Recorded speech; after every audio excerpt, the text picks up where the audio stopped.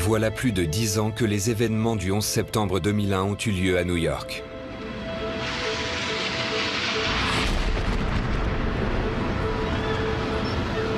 Cette tragédie a laissé derrière elle des milliers de personnes en deuil et une nation traumatisée. Beaucoup de gens formidables sont morts ce jour-là.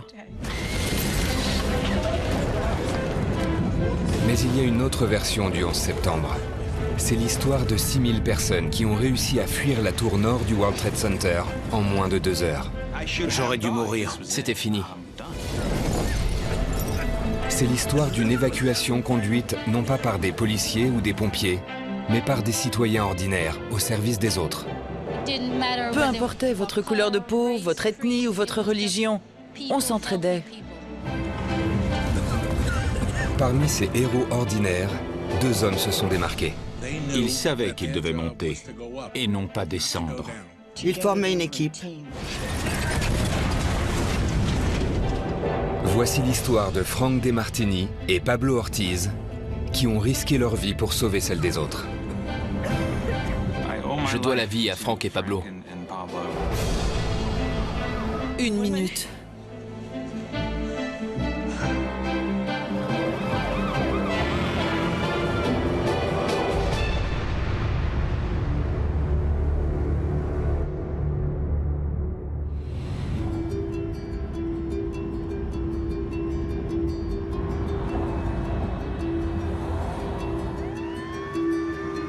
À New York, le 11 septembre 2001, c'est l'heure de pointe comme tous les jours. Parmi les banlieusards qui se rendent au travail, il y a Frank DeMartini, accompagné de sa femme Nicole. Le matin du 11 septembre, nous nous sommes rendus au travail en voiture, ce qui n'était pas dans nos habitudes. On a pris la voiture parce qu'on avait des meubles à aller chercher. On a déposé les enfants à l'école et on est allé au travail. Je me suis même disputée avec Frank à propos des embouteillages. Il avait une conduite sportive.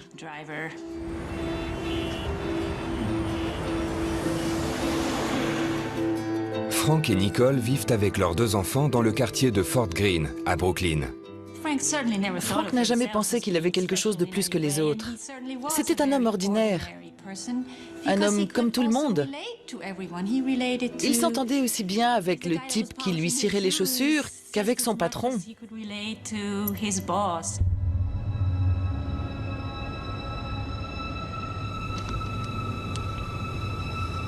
Frank travaille au 88e étage de la tour nord du World Trade Center. C'est parfait. En tant que maître d'œuvre de l'autorité portuaire, il est en charge d'un espace de travail de 1,2 km². J'ai décidé de monter à son étage, de prendre un café avec lui avant de commencer la journée et de dire bonjour à son équipe. On était au bureau, on prenait un café et on parlait de choses et d'autres. Et c'est à ce moment-là que l'avion s'est crashé au-dessus de nous.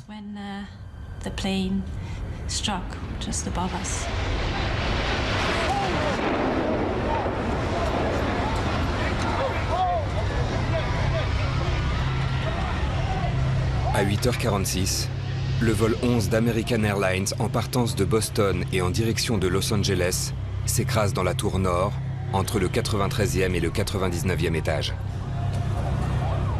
Pour ceux qui se trouvent entre ces étages et ceux qui se trouvent au-dessus, il n'y a pas d'issue.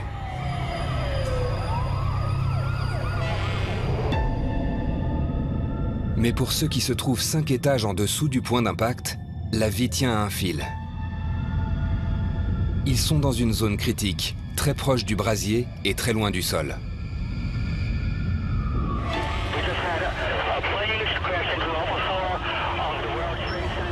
Les secours n'atteindront jamais ces étages. Les gens qui s'y trouvent sont complètement livrés à eux-mêmes. La tour nord s'écroulera dans 102 minutes.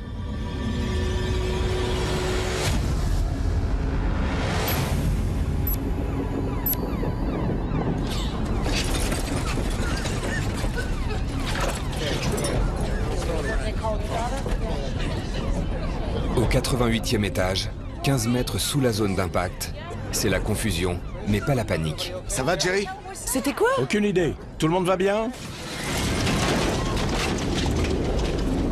Frank et ses 30 collègues ignorent que le gratte-ciel vient d'être touché par un avion rempli de passagers pris en otage par des terroristes. On a pensé qu'une explosion devait avoir eu lieu au-dessus de nous. On ne savait pas ce qui s'était passé. Ça me serait pas venu à l'idée qu'un avion se soit écrasé dans le bâtiment. Ce genre de choses n'arrive pas quand le ciel est si dégagé.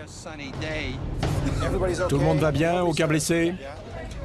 L'atmosphère est tendue. Mais les personnes présentes sont loin d'imaginer ce qu'elles vont découvrir dans le couloir.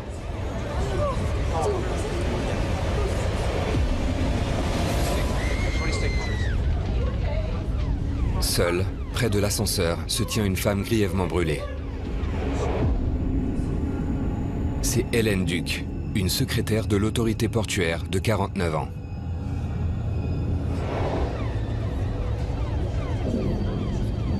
Quand l'avion s'est écrasé, un mur de flammes s'est répandu dans l'ascenseur où se trouvait Hélène, brûlant tout sur son passage. Ses cheveux fumaient encore. Et elle déambulait comme un zombie. Ses vêtements étaient en lambeaux. Ses lunettes avaient été emportées. J'étais sous le choc. Je ne la reconnaissais pas. C'est là que tout le monde comprend que quelque chose de très grave est en train de se produire. C'est quand j'ai regardé son bras, sa peau partait en lambeaux, que j'ai compris ce qui s'était passé.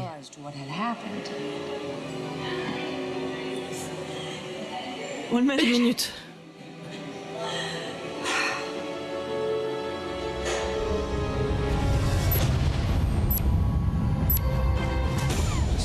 Gardez votre calme. Un homme prend la situation en main. C'est le maître d'œuvre, Frank DeMartini. Pablo, prends les radios. Frank est arrivé. Je ne sais pas trop d'où, mais il avait l'air de savoir tout de suite ce qu'il fallait faire. Gardez votre calme. Jerry, prends les plans du bâtiment, on va décider de ce qu'on va faire. J'ai jamais vu Frank paniquer. Il était en totale maîtrise. Il savait parfaitement ce qu'il faisait. Il faut descendre. C'était Frank tout craché. Il prenait les choses en main en cas de problème. Bon, t'as essayé la sortie C? Frank a détendu l'atmosphère. Tout le monde avait une confiance aveugle en lui. On savait qu'il nous sortirait de là sain et sauf. On en était persuadés. Je veux que vous alliez tous dans ce bureau. Frank réunit tout le monde dans un grand bureau et leur dit d'attendre là. Écoutez, restez calmes et attendez ici. On s'est tous réunis dans le bureau d'Alan Rees. C'était le directeur de la boutique du World Trade à l'époque. Et on s'est assuré que tout le monde allait bien. On a essayé de reprendre nos esprits. Je crois qu'on n'avait pas les idées claires quand c'est arrivé. On est au 88e étage, on ne peut pas sortir. Frank utilise le système radio de l'autorité portuaire pour alerter ses collègues à l'extérieur. 7-7, on a quelqu'un qui a besoin d'une assistance médicale. Mais les fréquences radio sont surchargées. C'est la panique. Où vous trouvez-vous? Au 88e étage. Frank essaie de trouver une solution, mais il ne sait pas encore à quel point la situation est critique. L'impact a provoqué une énorme onde de choc qui s'est répandue dans tout le bâtiment, détruisant 2 des 3 escaliers de secours, les escaliers A et B. Au 88e étage, le couloir qui mène à la 3e issue de secours, l'escalier C, est inaccessible à cause des débris. Frank, sa femme Nicole et ses collègues sont bloqués au 88e étage. En tant que maître d'œuvre, Frank connaît le bâtiment comme personne. Et il compte bien trouver une issue. Mais les gens du 88e étage ne sont pas les seuls à être prisonniers. Aux étages supérieurs, beaucoup sont piégés juste en dessous du brasier.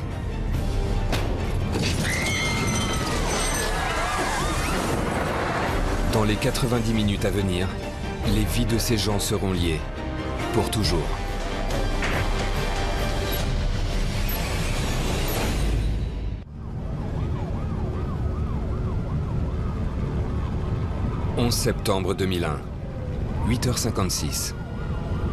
Cela fait 10 minutes qu'un avion rempli de passagers s'est écrasé dans la tour nord du World Trade Center.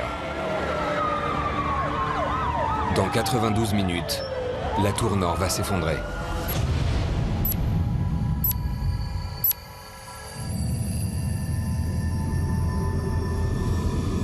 Au 88e étage, seulement 5 étages en dessous de la zone d'impact, 30 employés de l'autorité portuaire sont bloqués. Ils ignorent ce qui s'est passé et la seule issue vers l'escalier de secours est obstruée par des débris.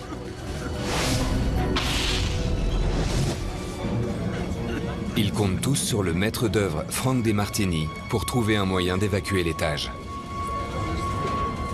Dans les bureaux se trouve aussi Nicole, la femme de Frank. Frank était très têtu. Il ne se décourageait jamais. On aurait pu le comparer à un pitbull. Une fois qu'il avait mordu quelque chose, il ne lâchait pas. Alors que le feu se propage dans les étages supérieurs, une fumée toxique envahit l'air. Il devient encore plus urgent d'évacuer les lieux.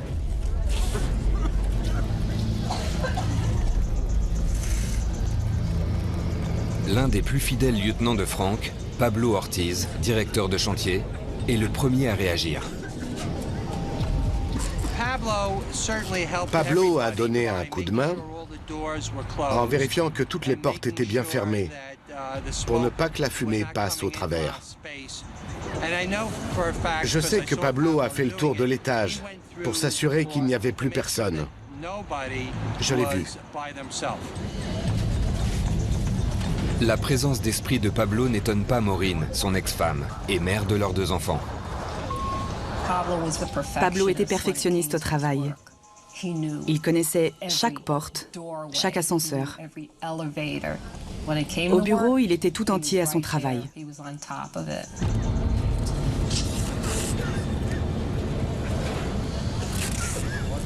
15 minutes ont passé depuis le crash du vol 11 et la tension monte.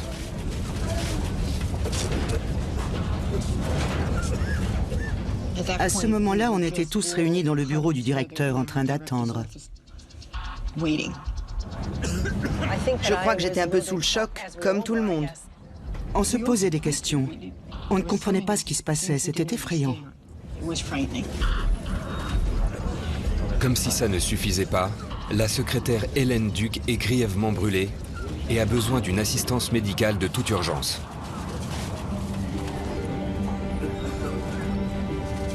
Frank DeMartini cherche toujours un moyen d'évacuer l'étage. Il a découvert que 2 des escaliers de secours étaient bloqués, mais il semble que le 3e, l'escalier C, soit empruntable.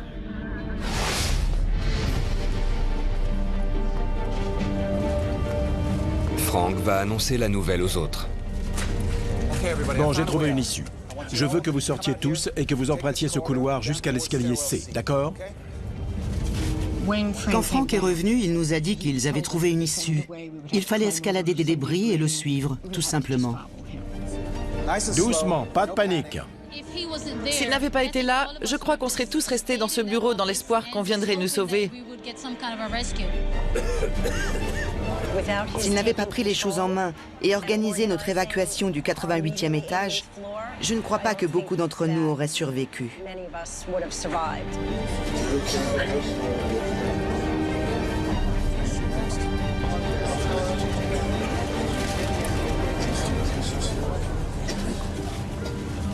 Les 30 collègues de Frank et sa femme commencent à se diriger vers la sortie.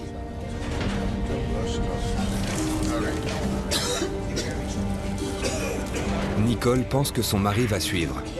Tout un groupe est en train d'évacuer le 88e étage. Mais Frank hésite. Doucement. C'était son caractère. Il arrivait à se concentrer totalement sur une tâche. Il ne prêtait pas attention au reste. Il devait sauver ces gens, et c'est tout ce qui comptait.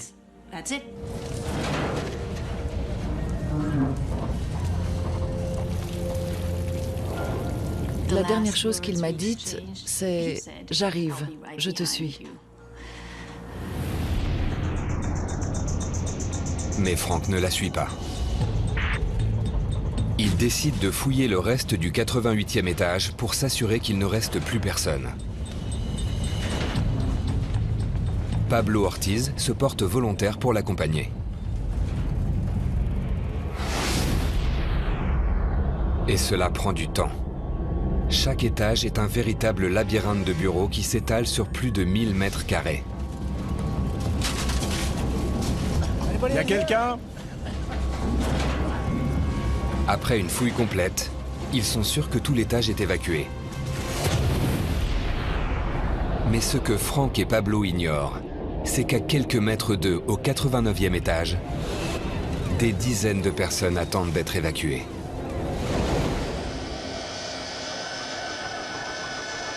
Parmi elles, il y a l'avocat fiscaliste Rick Bryan.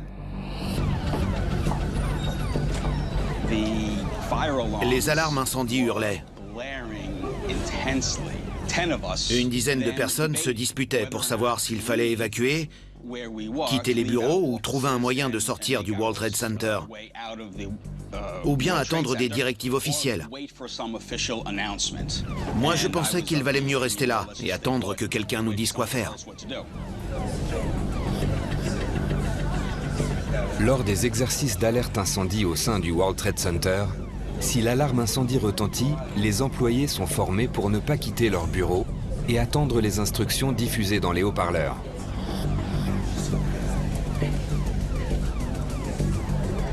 Ce que Rick et ses collègues ignorent, c'est que le crash a détruit tous les haut-parleurs. La fumée avait envahi l'étage. Nous ne pouvions plus attendre que quelqu'un nous donne des instructions. Il fallait évacuer. Ils décident de prendre les choses en main et de se diriger vers l'issue de secours qui mène à l'escalier C.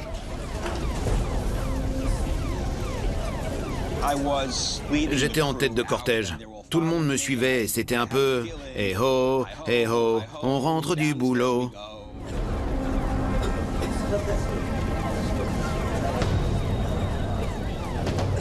J'ai posé ma main sur la poignée de la porte de l'issue de secours et j'ai poussé la porte de l'épaule, comme je l'avais fait des milliers de fois.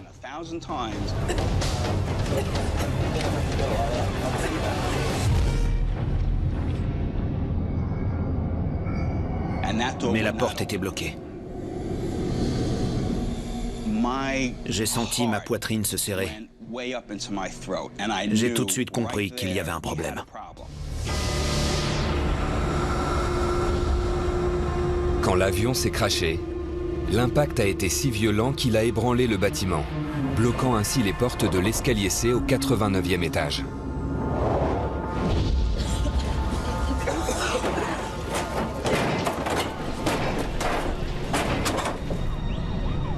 Il ne reste plus que 87 minutes avant l'effondrement de la tour nord.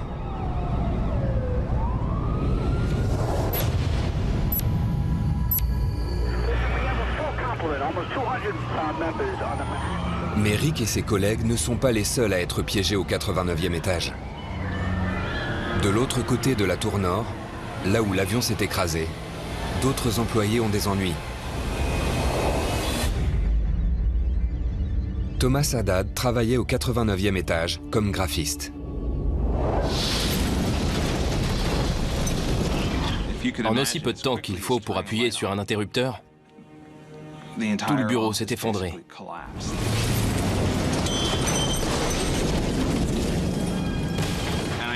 J'étais dans l'embrasure de la porte. Nous étions 5 au bureau et tous en ligne à ce moment-là. Et j'ai compris que si l'un d'entre nous s'était trouvé 1 mètre plus loin à gauche comme à droite, il serait probablement mort aujourd'hui.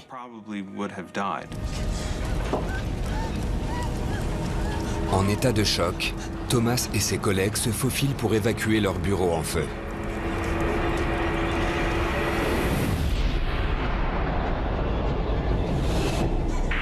Le 88e étage est totalement évacué. Pendant ce temps, après avoir évacué le 88e étage, Frank DeMartini et Pablo Ortiz s'apprêtent à rejoindre leurs collègues et Nicole, la femme de Frank, pour une longue descente à pied jusqu'au rez-de-chaussée. J'espérais qu'il me suivait. Je ne savais pas s'il me suivait bien, mais je l'espérais.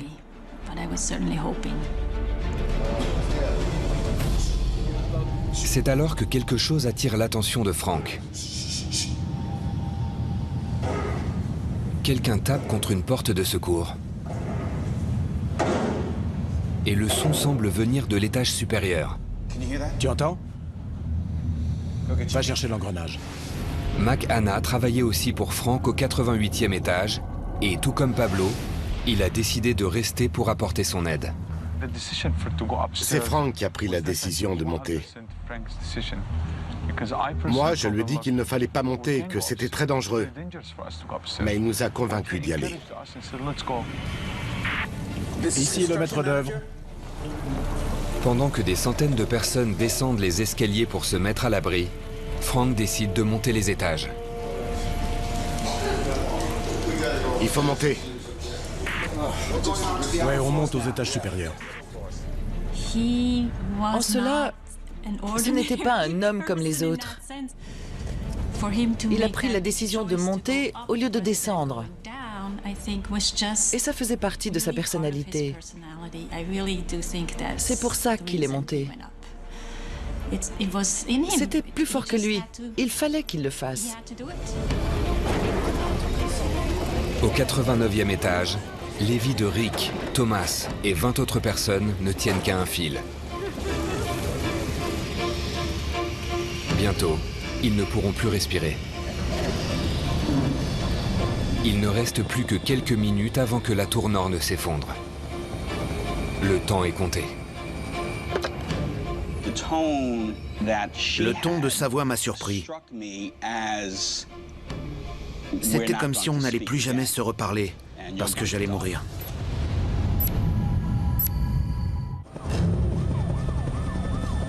Il est 9h02. Cela fait 16 minutes que le vol 11 s'est écrasé sur la tour nord du World Trade Center. Elle va s'effondrer dans seulement 86 minutes.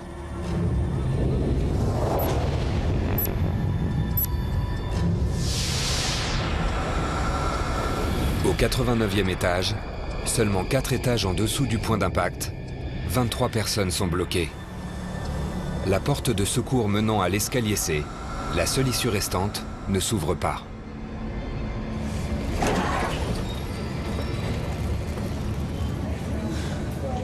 Rick Bryan et ses collègues sont sortis des bureaux enfumés et se sont regroupés dans les bureaux du cabinet d'avocats Drinker, Biddle & Reese, où l'air est plus respirable. Tout ce qu'ils peuvent faire à présent, c'est s'asseoir et attendre les secours. Sans télévision et sans radio, ils ne connaissent pas l'étendue des dégâts dans la tour nord. Mais les téléphones fonctionnent encore. Les téléphones du cabinet d'avocats n'arrêtaient pas de sonner. La réceptionniste n'était pas à son poste, donc je me suis assis à son bureau et j'ai commencé à répondre au téléphone. Drinker, Biddle & Reese, j'écoute. C'en était presque comique. Je me souviens avoir pensé à l'absurdité de cette scène. Le bâtiment était quand même en feu. Drinker, Biddle & Reese, j'écoute. Et tout à coup, j'ai eu une femme au téléphone. Elle disait être une associée du cabinet Drinker, Biddle & Reese.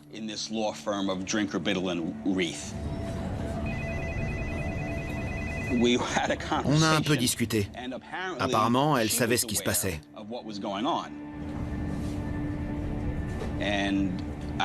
Et en gros, elle m'a dit de faire de mon mieux. Et la conversation s'est arrêtée là.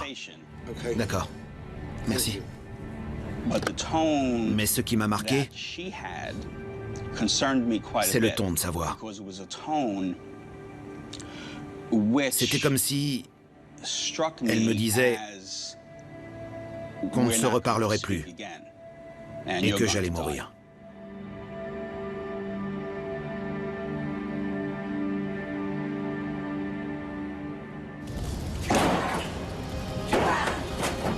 La vérité éclate au visage de Rick. Si personne ne vient leur porter secours, lui et ses collègues ne survivront pas. Mais ils ignorent que Frank DeMartini, Pablo Ortiz et Macana sont déjà en route.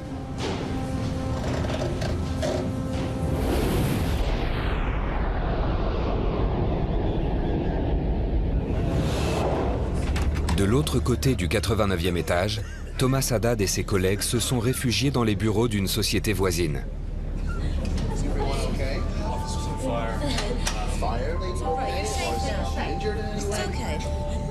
Ils sont soulagés d'être à l'abri.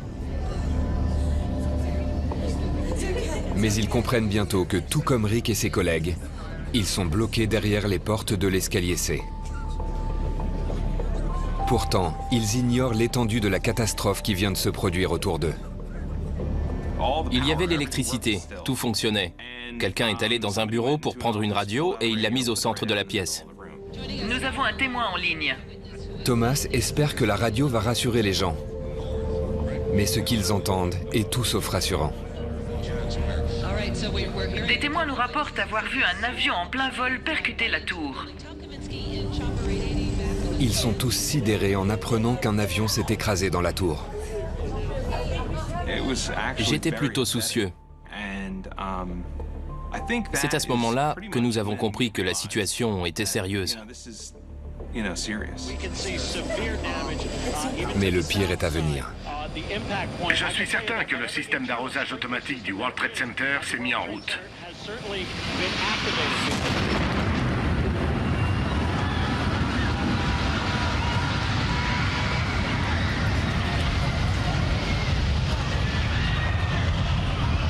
À 9h03, le vol 175 de United Airlines s'écrase dans la tour sud, 17 minutes après le crash du premier avion.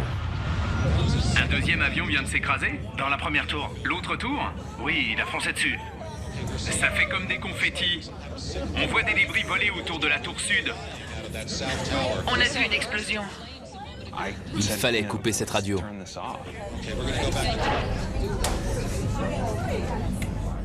Après ça, on savait que le deuxième bâtiment était touché. Et c'était volontaire. C'était un acte de guerre. Alors que des milliers de personnes sont victimes de la pire attaque terroriste de l'histoire des États-Unis, le temps est compté pour ceux qui sont bloqués sous la zone d'impact dans la tour nord. Ces deux tours ne seront plus qu'un amas de gravats dans seulement 83 minutes.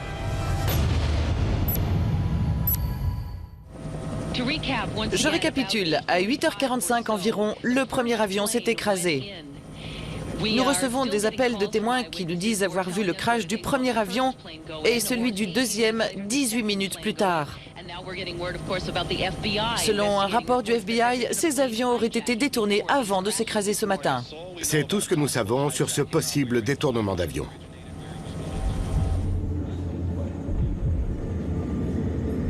Pour les 23 personnes, dont Rick Bryan, avocat fiscaliste, et Thomas Haddad, graphiste, qui sont bloqués au 89e étage de la tour nord, la situation se complique. Non seulement la porte donnant sur l'issue de secours refuse de s'ouvrir, mais la fumée de l'incendie commence aussi à envahir tout l'étage.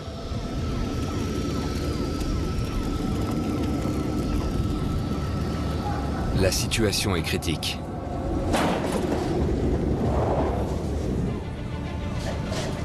Mais les secours arrivent.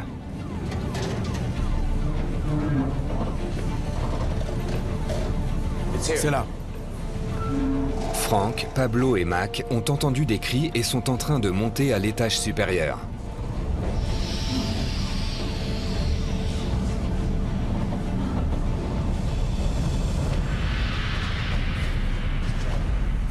Alors que les secondes s'écoulent, ils ne parviennent pas à ouvrir la porte. C'est bloqué.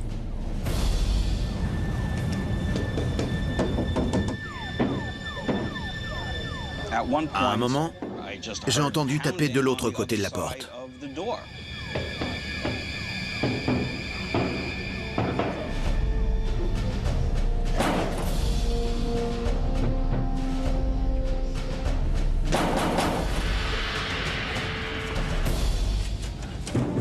On vient vous chercher. Accrochez-vous. Il y a des gens de l'autre côté.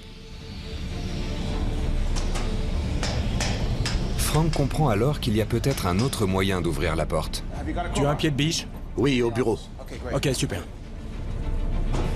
Le mur autour de la porte n'est pas en béton ou en acier, mais en plâtre.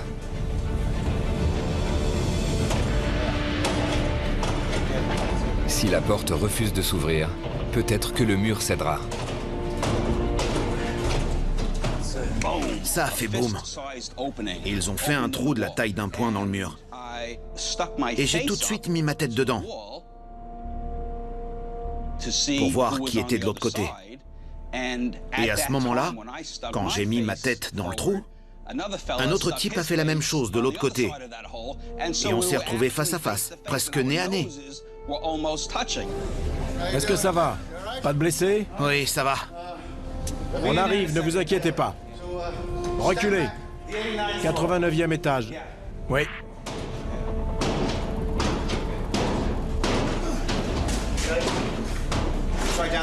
Essaie de ce côté.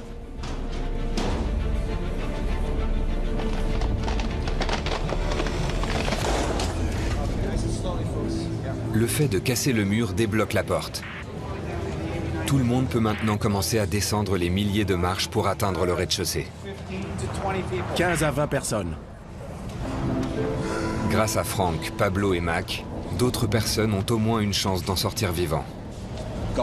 J'ai passé la porte grâce à ce type dont j'ai appris le nom plus tard. Frank DeMartini. Je lui ai juste dit merci. Et d'un geste de la tête, il a répondu de rien. Et j'ai commencé à descendre les marches. C'est la dernière fois que je l'ai vu.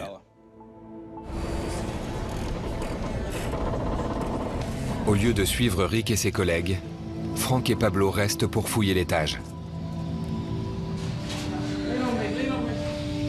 Makana s'est comporté en héros le 11 septembre.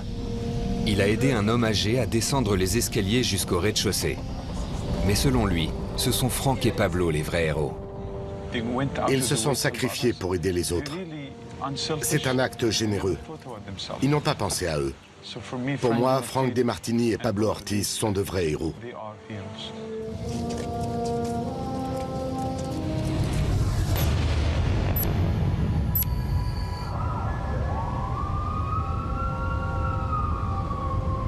L'incendie en haut de la tour nord continue de s'étendre, affaiblissant la structure du bâtiment. Pendant ce temps, de l'autre côté du 89e étage, le graphiste Thomas Haddad et les autres attendent désespérément les secours. J'ai laissé des messages à ma femme. Je savais qu'elle était à la salle de sport et non pas au bureau. Alors j'ai laissé 4 messages. Ma voix était de plus en plus fébrile. Je me suis dit que j'allais t'appeler. Je voulais juste lui parler. Je t'aime. On commençait à être envahis par l'émotion. Des gens pleuraient, d'autres étaient bouleversés. Je me sentais seul. Alors qu'il y avait 10 personnes autour de moi. C'était bouleversant. Et à ce moment-là, personnellement, j'ai baissé les bras.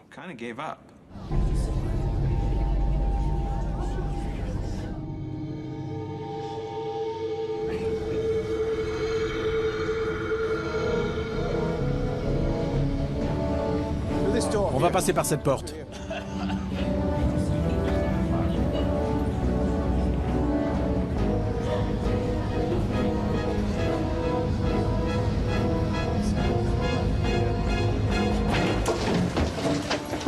Tout va bien se passer. Quand j'ai vu leur visage, et je m'en rappelle comme si c'était hier, je me suis dit, allez, on va sortir de là.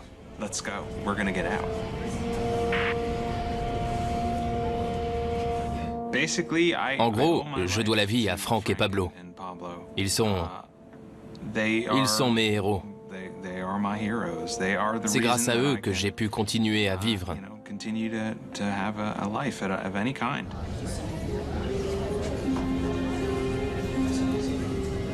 On a suivi ces deux hommes jusqu'à la porte menant à l'escalier.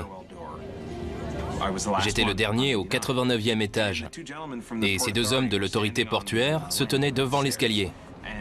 Tout le monde avait commencé à descendre les marches, et eux, ils nous regardaient descendre. Et ensuite, l'un d'eux s'est tourné vers l'autre et a dit « Non, non, on remonte. Je crois qu'il y a d'autres personnes plus haut. » On fait quoi? Ouais. Ça semble fou. Surtout qu'on savait qu'après avoir quitté le 89e étage, on ne pourrait plus y accéder. L'incendie se propageait à toute vitesse.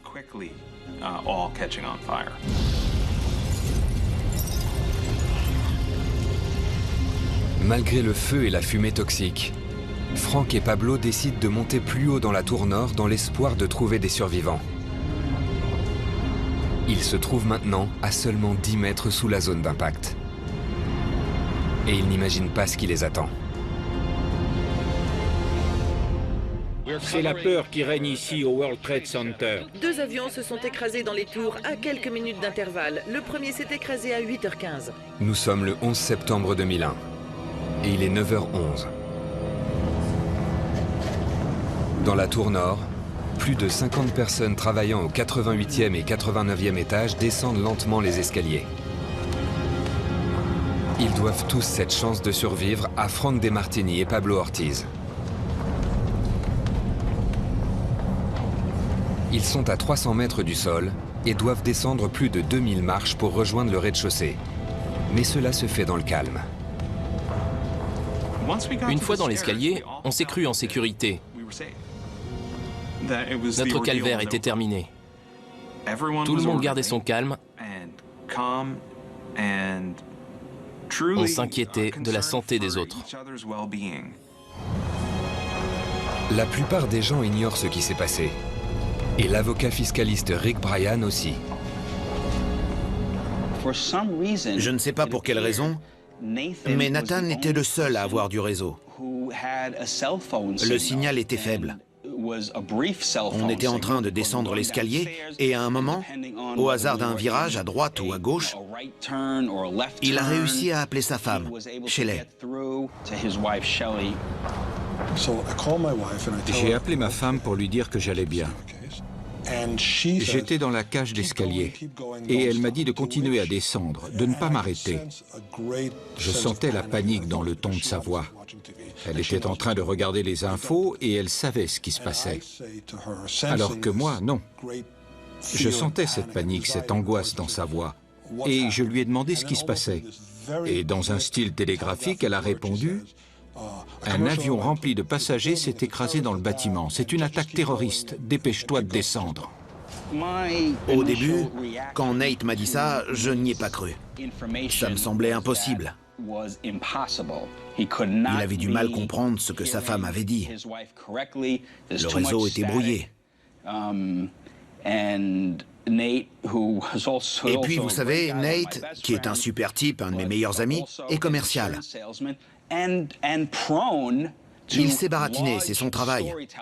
Les commerciaux racontent des histoires incroyables. Ils exagèrent. Je pensais qu'il brodait autour d'une information qu'on lui avait donnée. Personne ne peut imaginer que le bâtiment risque de s'écrouler d'une seconde à l'autre.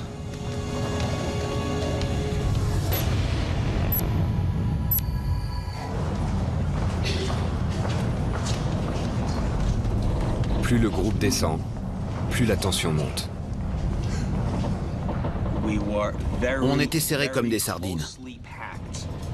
Si l'un de nous avait craqué, si l'un de nous avait paniqué, il y aurait eu danger. Il y aurait eu un mouvement de foule. Et beaucoup auraient été blessés puisqu'il n'y avait pas de possibilité de sortir.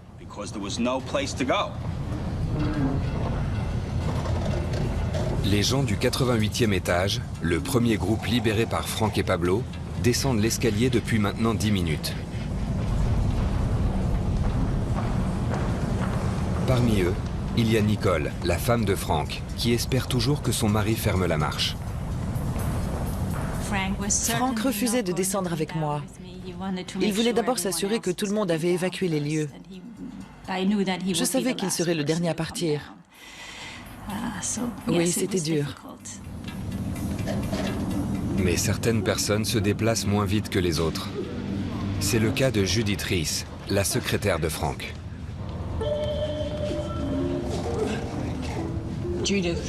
Judith souffrait d'asthme, donc elle avait beaucoup de mal à respirer à cause de la fumée et de la situation elle-même.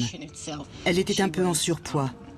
Entre ça et l'asthme, elle avait du mal à marcher.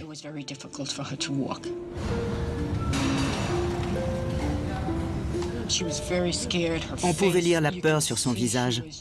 Elle souffrait car elle manquait d'air. Elle essayait d'avancer et elle savait qu'elle ralentissait le groupe.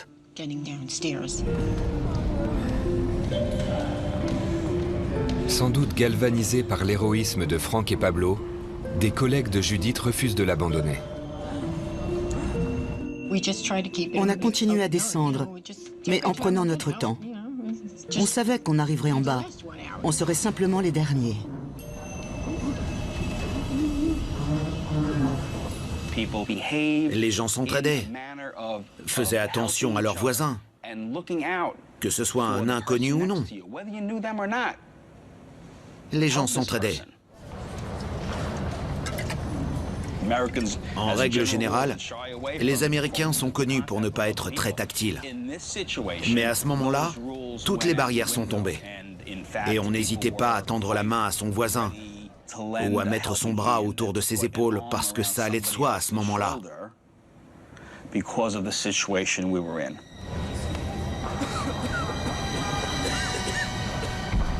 Rick Bryan et ses collègues du 89e étage, le deuxième groupe libéré par Frank et Pablo, avancent également doucement. Ils sont ralentis par la foule qui envahit la cage d'escalier. Il n'y a pas de chiffre officiel, mais on pense qu'environ 6000 personnes ont tenté d'évacuer la tour nord du World Trade Center le 11 septembre. Non seulement la cage d'escalier était étroite, mais en plus elle était noire de monde. Les gens qui descendaient formaient deux files. Et à un moment, une porte s'est ouverte et des gens ont commencé à arriver sur le palier pour descendre les escaliers. La porte s'est ouverte devant moi, donc j'ai tout naturellement tenu la porte aux autres.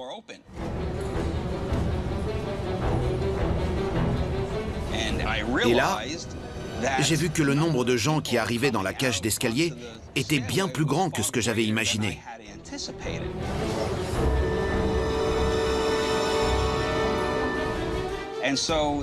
Une question m'a traversé l'esprit. Fallait-il continuer à tenir la porte par politesse ou fallait-il continuer à descendre? Et alors que je suis en train d'hésiter, je regarde les gens qui étaient dans la même file que moi. Et je vois qu'ils sont tous en train de me fixer et de se demander si je vais continuer à tenir la porte ou si je vais avancer pour que ceux qui sont derrière moi puissent continuer à descendre. Il fallait que je me décide. Alors j'ai fait le choix de rester et de tenir la porte jusqu'à ce que tout le monde soit sorti. Il y a de plus en plus de monde dans les escaliers.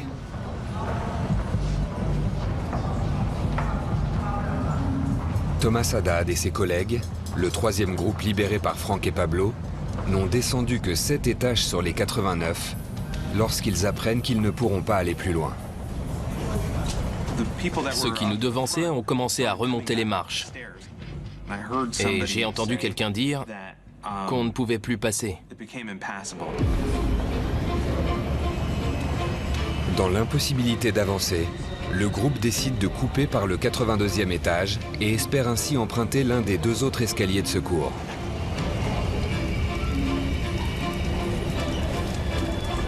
Mais ils se retrouvent alors en danger.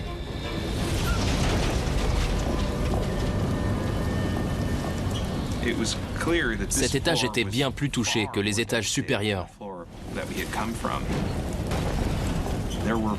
Les murs s'étaient écroulés. La fumée était épaisse et tout était en feu. Il fallait enjamber les débris. La fumée était si épaisse. Et les néons n'arrêtaient pas de s'éteindre et de se rallumer. On était déboussolés. Il y avait des flammes tout autour de nous. C'était vraiment terrifiant. Aveuglé par l'épaisse fumée, Thomas s'égare et perd son groupe de vue.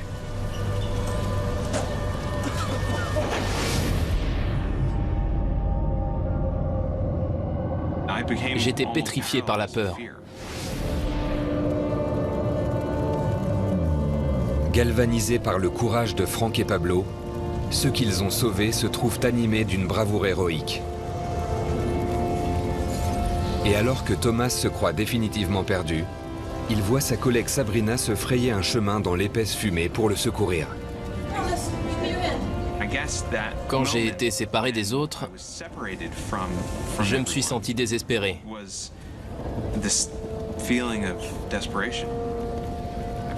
Vous avez déjà vu un enfant qui perd ses parents? C'est probablement la peur la plus profonde qu'on puisse ressentir. Alors, quand elle a pris ma main, c'était fantastique. C'était un sentiment d'amour. Le groupe se fraye péniblement un chemin à travers la fumée en s'éclairant grâce à un téléphone portable et rejoint une autre issue de secours. Le jeu en valait la chandelle. Après une marche périlleuse à travers les bureaux en feu, ils découvrent que l'issue de secours est empruntable. Après avoir descendu un étage, je me suis dit que tout allait bien se passer. Le calvaire était terminé et il ne nous restait plus qu'à descendre ces 82 étages.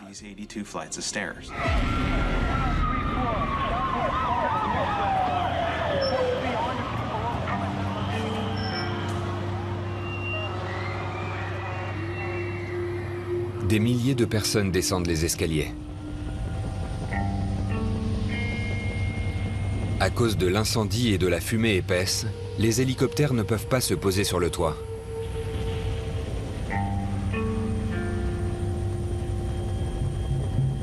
Les pompiers peinent à avancer et montent lentement les étages du bâtiment. Chacun d'eux porte 27 kilos d'équipement sur le dos et tente de se frayer un chemin dans la marée humaine. Votre attention! Par ordre de la municipalité, tous les pompiers et policiers qui ne sont pas de service sont appelés en renfort. Plus que jamais, il semblerait que le seul espoir qu'il reste à ceux des étages supérieurs soit Franck et Pablo.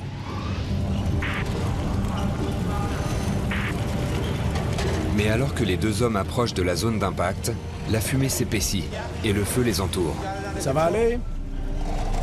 Afin de dégager l'issue de secours pour les survivants encore présents dans le bâtiment, ils utilisent les tuyaux à incendie pour éteindre les flammes.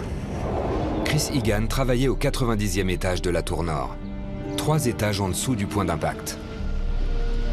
Au début, Chris et ses collègues n'ont pas bougé et ont obéi aux consignes de sécurité incendie du World Trade Center. Mais alors que les flammes et la fumée se propagent, ils comprennent qu'ils ne peuvent plus attendre. Je me suis dit, bon, de toute évidence, c'est grave, on ne peut pas rester ici. Il faut sortir d'ici. Alors, j'ai saisi un extincteur. La fumée était épaisse dans le couloir. Mais on pouvait au moins essayer d'éteindre les flammes pour rejoindre les escaliers. On est arrivé devant la cage d'escalier. Bien sûr, l'adrénaline monte. J'ai un extincteur dans une main. Et sur ma gauche, je vois 2 hommes qui montent au 91e étage et qui utilisent les lances à incendie. C'est bien, continuez à descendre. Je n'avais pas vu qu'il y avait de l'eau. Donc, quand j'ai posé le pied sur la première marche, j'ai descendu les suivantes sur le dos. Cramponnez-vous. Il y avait un homme debout là où j'étais tombé. Il m'a dit de lâcher l'extincteur et d'avancer. Toutes les preuves indiquent que les 2 hommes que Chris a vus étaient Franck DeMartini et Pablo Ortiz. Ils venaient d'évacuer les 88e et 89e étages et de sauver la vie de 53 personnes. Mais Franck et Pablo ne sont pas encore prêts à descendre. Il se trouve maintenant 3 étages en dessous de la zone d'impact. Il fait chaud et sombre. Ils ont du mal à respirer. Accrochez-vous l'un à l'autre. Frank et Pablo combattent les flammes, dégagent la cage d'escalier jusqu'au 91e étage et permettent à un autre groupe de 18 personnes d'évacuer. Parmi eux se trouvent Mike McQuaid et Anthony Vangeli, tous deux électriciens. On voyait la fumée. Elle était noire et elle a commencé à descendre. Et elle était épaisse, on aurait dit de la barbe à papa. C'est ça. Ou de la fumée de plastique brûlé. Comme de la suie. Quand je vois les images à la télévision, ça me perturbe. Parce que j'y étais. Nous y étions, mais on n'a rien vu de tout ça. J'ai essayé d'appeler ma femme.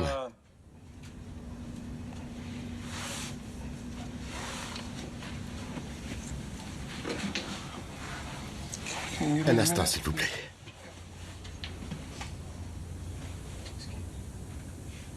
Bon, j'ai appelé ma femme. Et je lui ai dit que j'essayais de sortir de là. On a eu de la chance, vous savez. On a eu de la chance, c'est tout ce que j'ai à dire. Dieu veillait sur nous.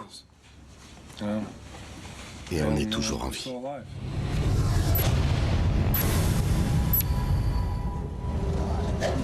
Attends.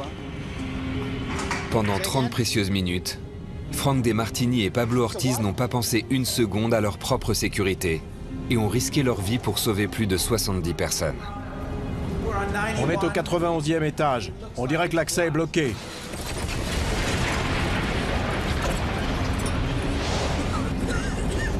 Qu'est-ce qui a poussé ces deux hommes, a priori comme les autres, mariés et pères de famille, à risquer ainsi leur vie?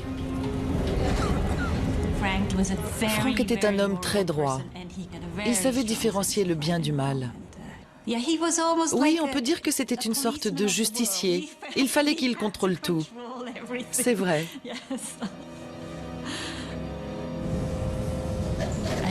Je ne pense pas qu'il se soit dit « J'en ai déjà assez fait, c'est à mon tour de sortir ». Il fallait qu'il termine le boulot. C'était pas fini, il restait quelqu'un là-haut. Donc il fallait qu'il aille sauver la vie de cette personne. C'est tout. Pablo était dans la Navy de 1970 à 1976. Et je crois que la guerre du Vietnam a vraiment changé sa vie. Il a beaucoup souffert de voir tant d'hommes mourir et de ne rien pouvoir y faire. Alors cette fois-ci, il n'était pas question pour lui d'abandonner qui que ce soit.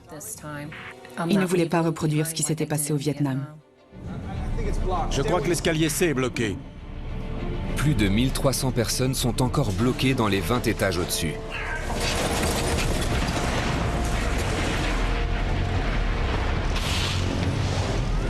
Et même Frank et Pablo ne parviennent pas à passer. L'accès est bloqué par des débris, des flammes et de la fumée. Y a quelqu'un? Allez, on y va! Ils se trouvent à présent au 91e étage. Aux étages supérieurs, personne ne survivra.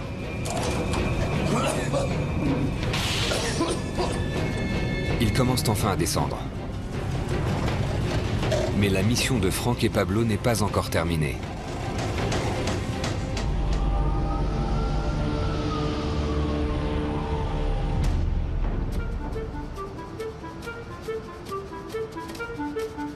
Les tours jumelles du World Trade Center ont été conçues pour être les plus grandes au monde, avec leurs 110 étages.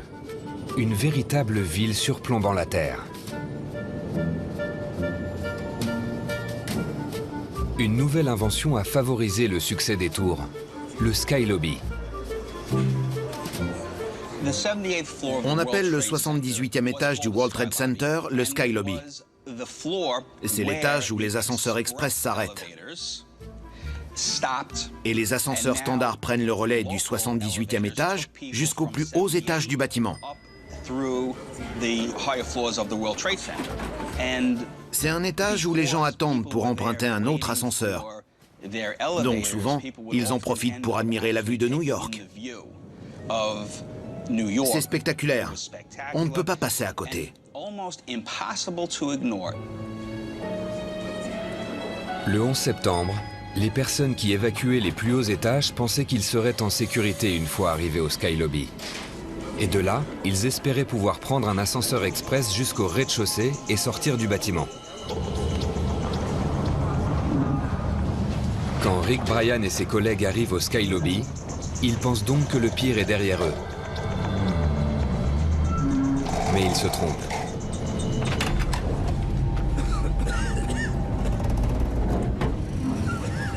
Le magnifique Sky Lobby n'est plus qu'un tas de ruines.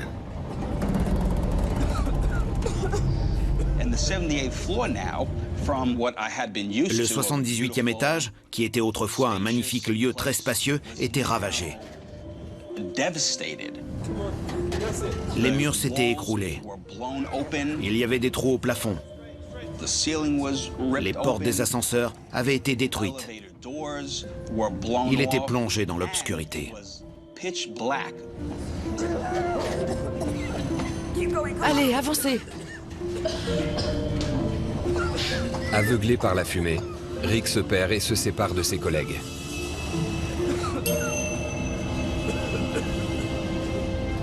J'étais pétrifié, mort de trouille.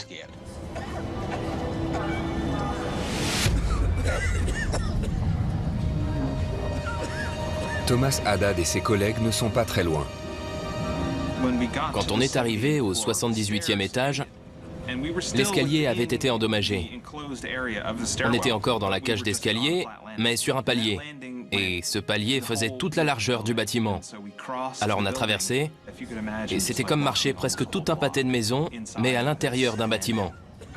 Et quand je suis arrivé au bout du couloir, sur la gauche, j'ai vu une issue de secours qui menait au rez-de-chaussée. Et devant nous, il y avait 2 portes blindées. Sur l'une des 2 portes, il y avait un panneau sortie avec une flèche indiquant les escaliers sur la gauche. Au bout du couloir, il y avait 2 hommes qui se disputaient. L'un d'eux disait qu'il fallait suivre la flèche et descendre les escaliers parce que c'est ce qu'indiquait la flèche. Alors que l'autre disait qu'il s'était déjà retrouvé dans cette situation lors de l'attentat de 93 et qu'il fallait aller par là. Et cet escalier mène directement à la rue. Si vous suivez la flèche, vous allez traverser le bâtiment dans l'autre sens. Prenons les escaliers qui mènent à la rue. Ils n'arrêtaient pas. Finalement, le premier a dit « Je suis la flèche. Faites comme vous voulez. » Alors, bonne chance. Bonne chance aussi. Alors, quand tous mes collègues sont arrivés à ma hauteur, j'ai décidé de suivre le type qui avait déjà fait ça.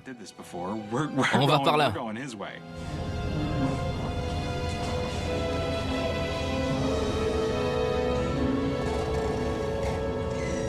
Je repense souvent à ce fameux choix entre la porte A et la porte B. Je ne sais pas ce qui se serait passé si j'avais choisi la porte A, alors que je sais ce qui s'est passé quand j'ai choisi la porte B. Pendant ce temps, Rick a perdu le reste de son groupe. Il est seul et il a peur.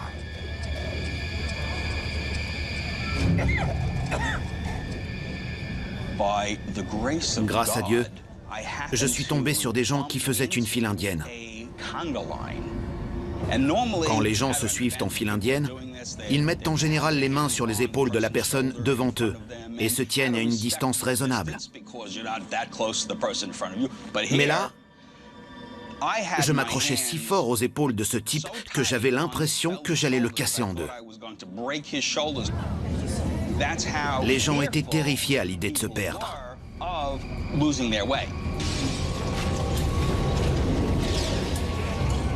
Mais se perdre est maintenant le cadet des soucis de Rick, car le groupe est obligé de passer devant un câble à haute tension pour évacuer.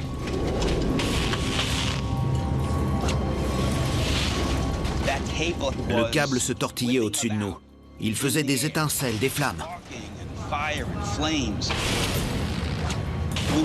On était en train de marcher dans une flaque d'eau. J'avais très peur que ce câble touche le sol alors que nous étions en train de marcher dans cette flaque.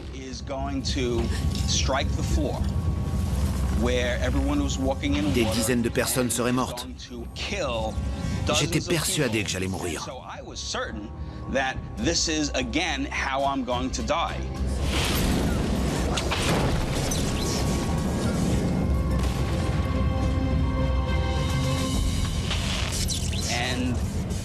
Je regardais par-dessus mon épaule, et ce serpent, ce câble, fouettait toujours l'air.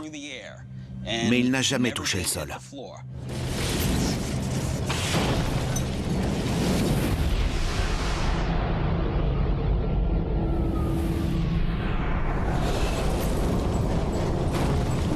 Découragés par la fumée et les flammes au 91e étage de la tour nord, les agents de l'autorité portuaire Frank DeMartini et Pablo Ortiz descendent enfin. Mais pas par le chemin le plus court.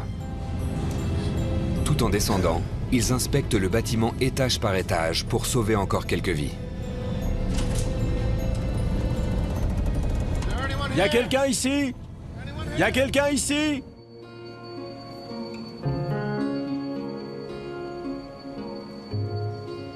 Quand l'avion s'est écrasé, Lou Leschi se trouvait au 86e étage de la tour nord pour un séminaire d'entreprise.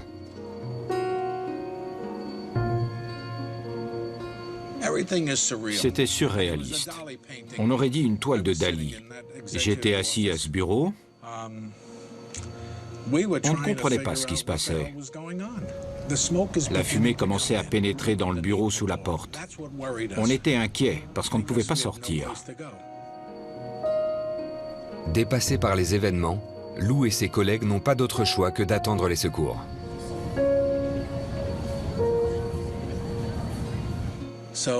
On ne savait pas quoi faire. Et alors quelqu'un a ouvert la porte et on a entendu ces mots merveilleux. « Il y a quelqu'un ici ?»« Il y a quelqu'un ici? Eh oh! Par ici! On arrive. Tout va bien, on est là. » En escortant Lou et ses collègues jusqu'aux escaliers, Frank et Pablo ont sauvé 6 personnes de plus. Nous n'étions que 6. Ils auraient pu passer à côté de nous sans nous voir. Personne ne criait. Et nous avions de la fumée jusqu'à la taille. Mais c'étaient des professionnels de l'autorité portuaire. Ils ont eu du cran. Leur travail, c'était de monter, pas de descendre.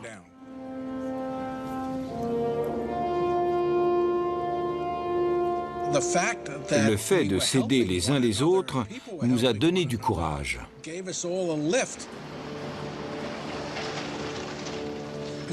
Plus tard, certaines personnes m'ont dit « j'y étais » et j'ai aidé des gens. Et ce n'était pas pour se vanter, mais pour exprimer ce sentiment d'appartenance. Ils en étaient fiers. Oui, il faut le dire. Cet endroit, ce jour, a changé nos vies.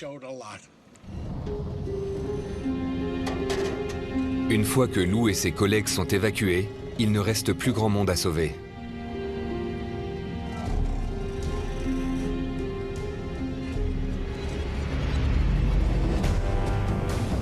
Mais il reste un homme en détresse. Tony Savas, inspecteur en bâtiment, est bloqué dans un ascenseur depuis 30 interminables minutes. Il y a quelqu'un ?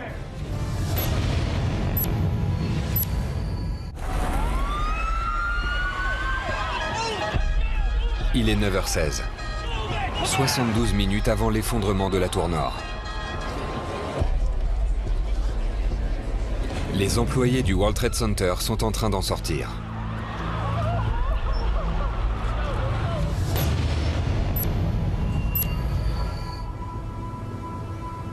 Au Sky Lobby de la tour nord, 78 étages plus haut, Tony Savas est bloqué dans un ascenseur depuis le crash de l'avion.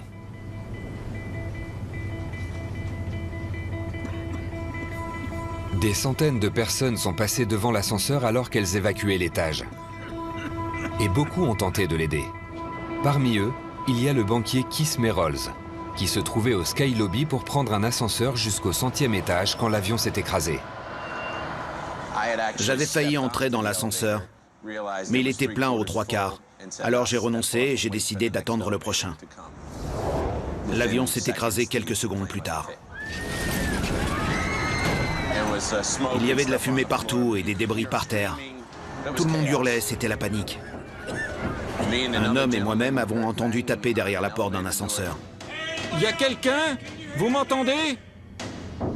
Avec ce monsieur, on a alors tenté d'ouvrir les portes.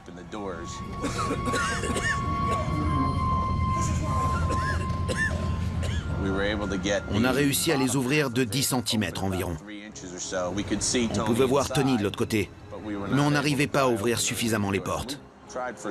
On a essayé quelques minutes, et puis on lui a dit qu'on n'arrivait pas à ouvrir les portes et qu'on allait lui envoyer quelqu'un. Non! Désolé. Ensuite, j'ai culpabilisé. Je me suis dit que j'aurais dû en faire plus. Après 10 minutes au 78e étage, je suis parti.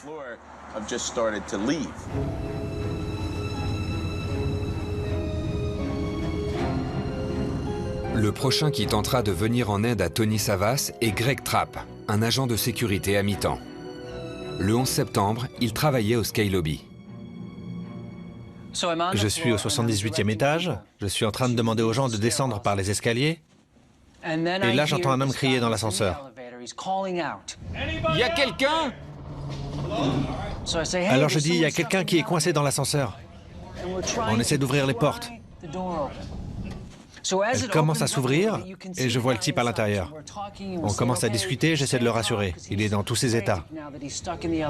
On essaie de trouver un moyen d'ouvrir les portes, mais rien à faire, elles sont coincées.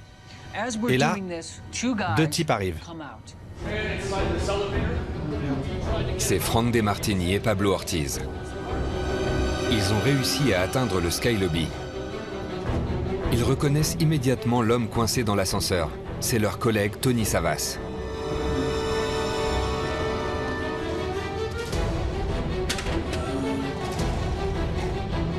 Vous voulez que je vous donne un coup de main? Allez, encore une fois. Là où d'autres ont renoncé, Frank et Pablo, eux, ne baissent pas les bras. Voilà. Ça vient. Ça vient. Ça vient. Et voilà. Voilà. Sortez-le de là. Merci. Merci, les gars. C'est le soulagement. Mais Frank, avec son œil d'architecte, remarque quelque chose. Quelque chose de très inquiétant. Il saisit immédiatement sa radio. Les ascenseurs express menacent de s'écrouler. C'est Alan Rees qui reçoit le message. Alan était le patron de Frank et Pablo, le responsable du World Trade Center. Il est aujourd'hui en charge de la reconstruction. À la radio, c'était la panique. Les gens criaient « au secours ». Et puis Frank a diffusé un message dans les haut-parleurs via la fréquence Zulu pour dire de ne pas s'approcher des ascenseurs. Il disait qu'il risquait de tomber. Il n'expliquait pas pourquoi, mais il avait vu quelque chose en haut. Frank DeMartini est-il le premier à imaginer le pire? Les tours risquent-elles de s'effondrer?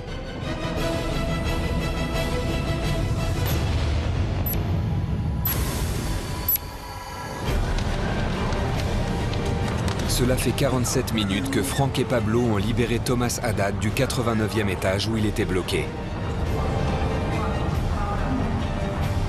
La descente a été longue et épuisante.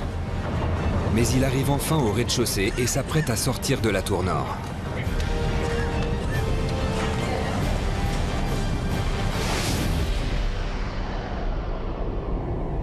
Mais rien ne l'avait préparé à ce qu'il s'apprête à voir dehors.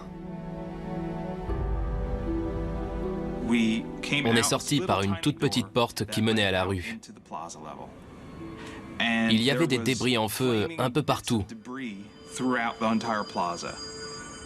Et à ce moment-là, le temps s'est arrêté. Je ne voyais que des piles de trucs, des débris, des morceaux de bâtisse, des gros morceaux de je ne sais pas quoi. Je n'arrivais même pas à distinguer ce que c'était.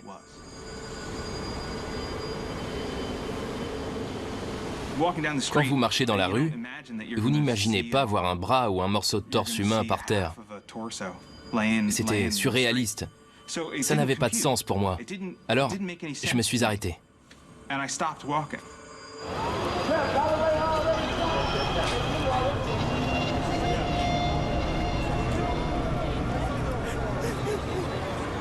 Et c'est à ce moment-là qu'on a entendu des bruits de verre. C'était les vitres du bâtiment numéro 2 qui s'effondraient.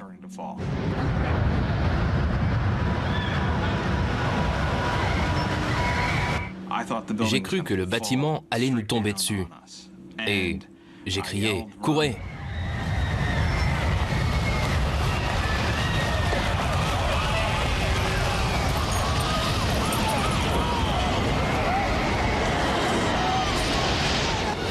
Il est 9h59.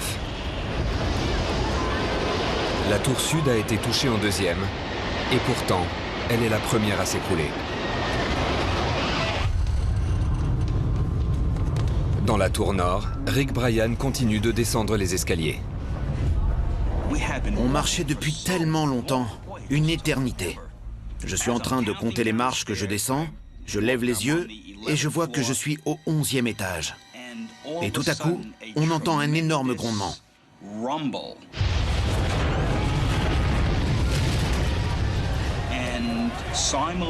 Et simultanément, des débris noirs ont commencé à tomber et de la fumée brûlante a envahi la cage d'escalier. On s'y est tous retrouvés engloutis.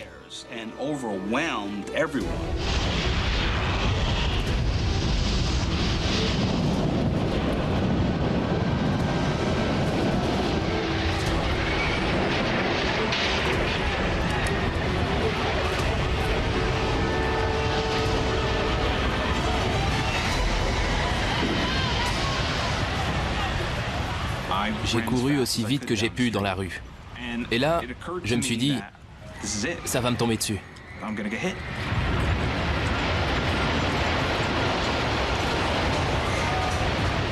Le nuage de débris est arrivé jusqu'à moi.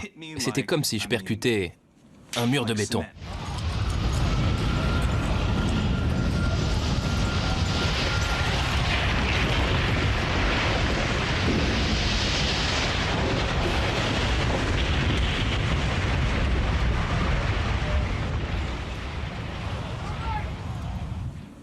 Je n'y voyais plus rien. C'était un bruit tellement sourd qu'on aurait pu croire qu'il régnait un silence de mort. Il y avait tant de bruit que je n'entendais rien.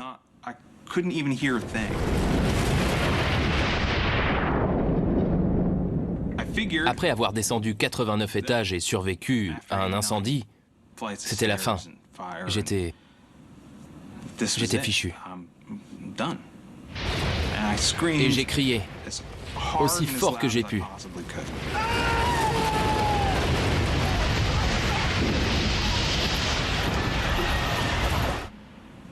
Je me suis assis par terre.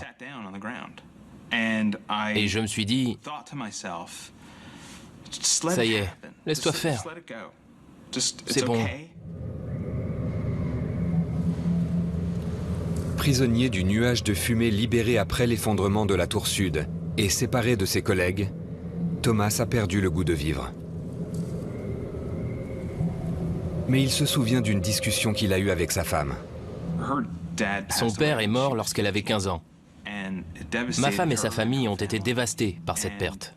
C'était quelques jours après l'anniversaire de sa mort et elle m'a dit « Peu importe ce qui arrive, ne me laisse pas tomber. Ne me laisse pas tomber. » Et je lui en ai fait la promesse. Je lui ai promis que ça n'arriverait pas, que je n'allais pas mourir jeune. Je me suis rappelé de cette discussion et je me suis relevé. Je me suis dit que j'avais fait une promesse et que je ne pouvais pas abandonner. Alors j'ai mis ma chemise sur la tête, puisqu'on n'y voyait rien de toute façon. Et j'ai tenté de me souvenir à quoi ressemblait la rue avant de ne plus pouvoir la voir. Il y avait le trottoir, et puis, plus loin, un immeuble. Je pourrais peut-être y entrer. Alors j'ai commencé à avancer les mains tendues devant moi et ma chemise sur la tête. Je suis monté sur le trottoir et je suis entré dans l'immeuble. J'ai poussé la porte et je suis entré. Je me suis retrouvé dans le hall d'entrée avec environ 1000 autres personnes. Des gens criaient, d'autres hurlaient, car ils étaient bouleversés. Et j'ai fondu en larmes. Une femme s'est approchée, c'était un officier de police. Elle s'est assise à côté de moi et m'a demandé pourquoi je pleurais. Et j'ai répondu, ils sont tous morts. On a descendu 89 étages et ils sont tous morts. Elle a répondu, ça va aller. Vous êtes en état de choc post-traumatique. Alors je l'ai regardé dans les yeux et j'ai dit, post-traumatique, vous croyez ?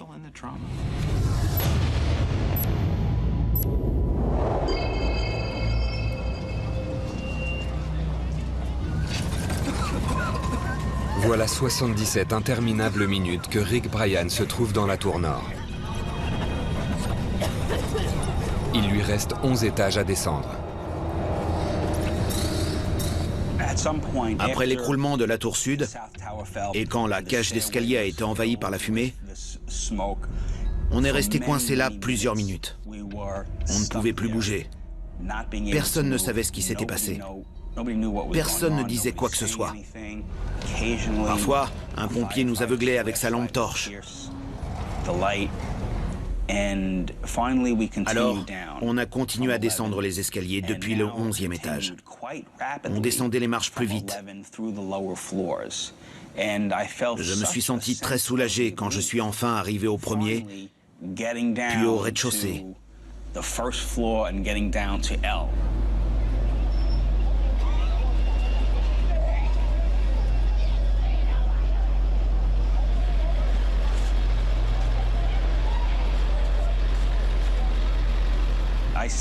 Je suis arrivé sur le trottoir. Je ne pouvais pas imaginer ce qui avait pu détruire aussi facilement les camions de pompiers. Les ambulances étaient écrabouillées, les voitures de police aussi. Tout autour de moi, il n'y avait que des morceaux de béton et d'acier, des débris, du verre et des cendres. Partout. On aurait dit Hiroshima après l'explosion de la bombe atomique. Ça ressemblait à ça. J'ai vu un pompier en face du World Trade Center. J'ai essayé de lui parler, mais je bégayais. Je n'arrivais plus à parler, j'étais sous le choc. Et j'ai dit au pompier, il y a un cadavre là. Et là, il s'est tourné vers moi et m'a regardé comme si j'étais complètement cinglé. Et il m'a répondu « Avancez » ou quelque chose de ce genre. Mais il me regardait bizarrement.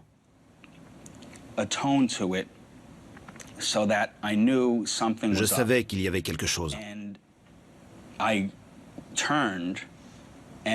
Alors, j'ai regardé autour de moi et j'ai vu qu'il y avait des cadavres partout.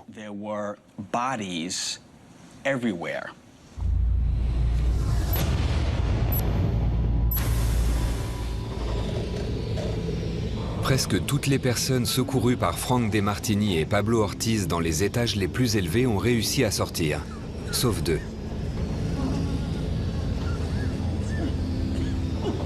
Judith Reese, la secrétaire de Frank, est en difficulté. Son asthme l'a ralenti considérablement. Un de ses collègues du 89e étage, Jeffrey Gertler, refuse de l'abandonner. Avec Judith, on était en train de descendre les marches. On devait être vers le 12e étage. Son chemisier était trempé, elle transpirait beaucoup. Et tout à coup, elle a été prise de panique et elle m'a dit « On va mourir. On va mourir. Je suis trop lente. » Je lui ai répondu que ce n'était pas parce que nous étions les seuls dans la cage d'escalier que nous allions mourir. Je suis désolé. Et tout à coup, 5 pompiers en uniforme sont arrivés d'au-dessus. Ils ont vu Judith assise sur les marches et moi qui essayais de la rassurer. Et ils m'ont dit, on va la porter jusqu'en bas. Et là, j'ai dit à Judith, « Judith, ne vous inquiétez pas, je reste à côté de vous. On arrivera au rez-de-chaussée ensemble. »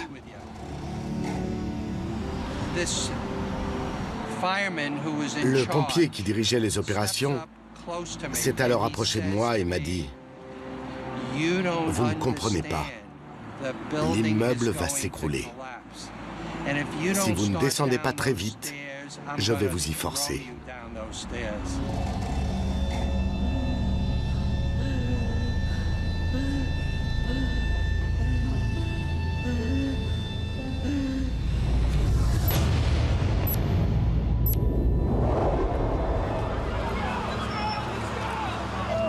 Nicole, la femme de Frank, a réussi à sortir du World Trade Center.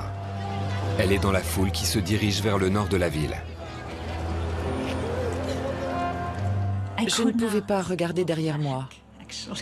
Après ça, je ne pouvais pas. J'entendais les gens autour de moi qui criaient « Oh mon Dieu, regardez! Regardez ce qui s'est passé !» Les gens se retournaient pour regarder, mais je ne pouvais pas. J'ai continué à avancer. Je ne pouvais pas regarder.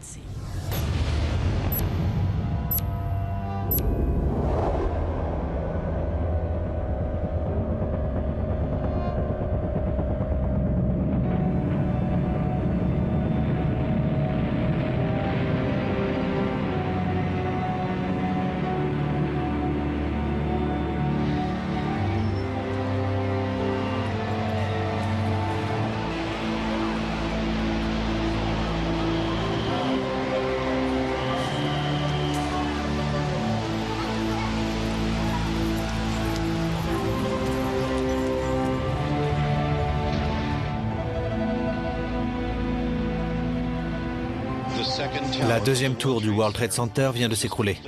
Nous le voyons par la fenêtre. C'est incroyable. Les personnes de la rédaction pleurent et se serrent dans les bras. Quelle vision d'horreur. J'en tremble. C'est horrible. 2752 personnes sont mortes lors de l'attentat du World Trade Center. Parmi elles, Frank DeMartini et Pablo Ortiz. Les circonstances de la mort de Frank et Pablo restent un mystère. On n'a jamais retrouvé leur corps. Je savais que Frank ne s'en était pas sorti, mais je refusais de l'admettre. À ce moment-là, je sentais qu'il ne s'en était pas sorti.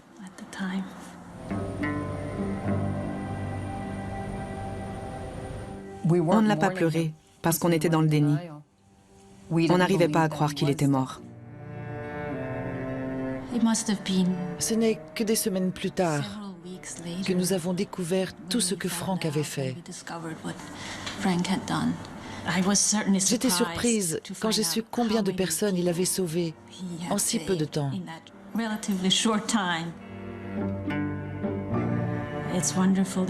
C'est merveilleux qu'il ait sauvé autant de vies. Mais il n'a pas sauvé sa peau. Et c'est ce qui comptait pour moi.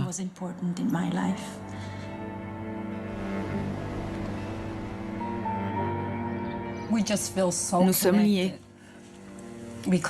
car ils l'ont connu dans les derniers moments de sa vie. Et je crois qu'il y a un peu de Pablo qui vit en chacun d'eux. Alors mes enfants ont perdu leur père, mais on a trouvé une famille.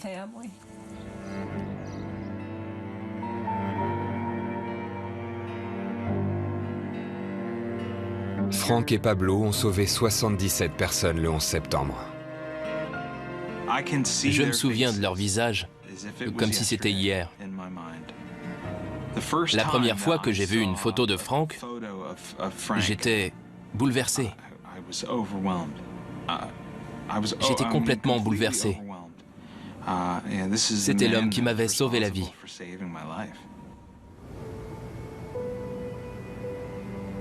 Mais d'autres ne s'en sont pas sortis.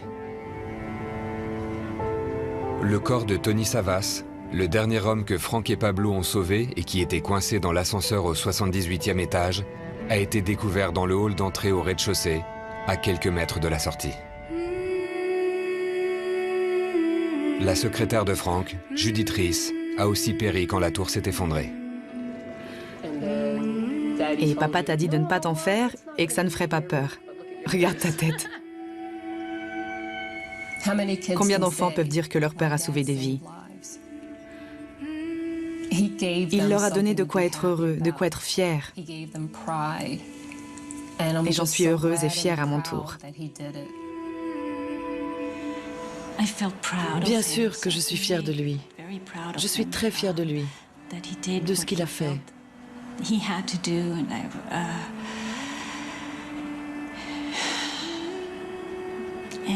Mais je suis aussi triste et en colère.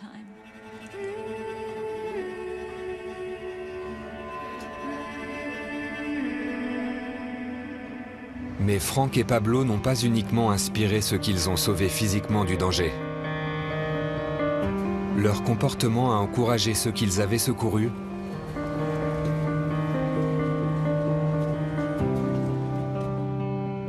Mike McQuaid et Anthony Vangeli ont secouru 6 hommes coincés dans un ascenseur au 50e étage. Tout en descendant, Patricia Cullen a utilisé son passe pour ouvrir toutes les portes et vérifier les étages.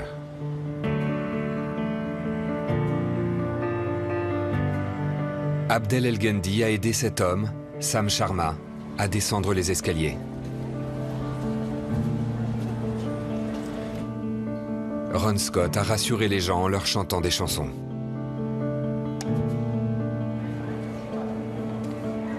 Doreen Smith et Jerry Gator sont restés auprès d'Hélène Duke, la secrétaire grièvement brûlée qui travaillait avec Frank, jusqu'à la sortie.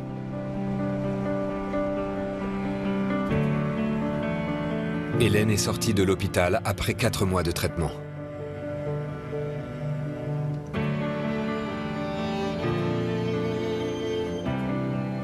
Personne n'arrive à voir le côté positif, mais nous si, parce que chacun a aidé son voisin. Personne ne poussait dans les escaliers. Les gens se révèlent dans les pires situations, et je crois que c'est ce qui s'est passé ce jour-là. Si la situation venait à se présenter, si j'avais l'occasion de donner ma vie pour sauver celle des autres, je le ferais. On m'a sauvé la vie. J'en ferai de même.